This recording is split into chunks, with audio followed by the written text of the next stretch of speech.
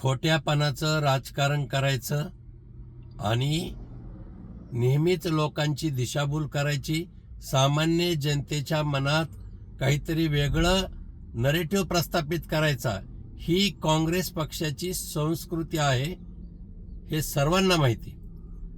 त्यांचे प्रवक्ते अतुल लोंढे लबाड लांडगा लोकांची दिशाभूल करण्यासाठी पत्रकार परिषद घेतो आणि ते काय म्हणाले की राज्याचे मुख्यमंत्र्यानं वीज स्वस्त देतो म्हणाले आणि आता ती वीज महागणार आहे, 16% महागणार. म्हणजे एवढे स्वतः ज्ञानी आहेत. मला त्यांना सांगायचंय की तुमच्या काळामध्ये भारनियम हा शब्द शेतकऱ्यांच्या राशीला चिटकला होता. विजेचे दर सतत वाढत गेले काँग्रेसच्या काळामध्ये, पण 2014 पासून या राज्यामध्ये भारनियम शब्दच बंद झाला.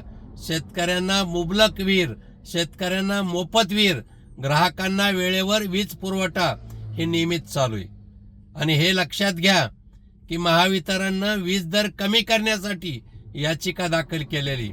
भविष्यात 5 वर्षात सुद्धा विजेचे दर वाढणार नाहीत याचा प्रयत्न स्वतः मुख्यमंत्री करतात आणि तुम्ही नाकानं वांगे सोलता, खोटं बोलता. मला असं वाटतं की काँग्रेस पक्ष रसातळाला जाण्याच्या कारणामागे असे लबाड लांडगे केवळ प्रसिद्धीसाठी खोटं बोलतात, लोकांची दिशाभूल करतात. विजेचे दर वाढणार नाहीत, उलट शेतकऱ्यांना, सामान्य ग्राहकांना वीज पुरवठा वेळेवर कसा होईल ह्याचं काम सत्ताधारी करतात, हे लक्षात घ्या.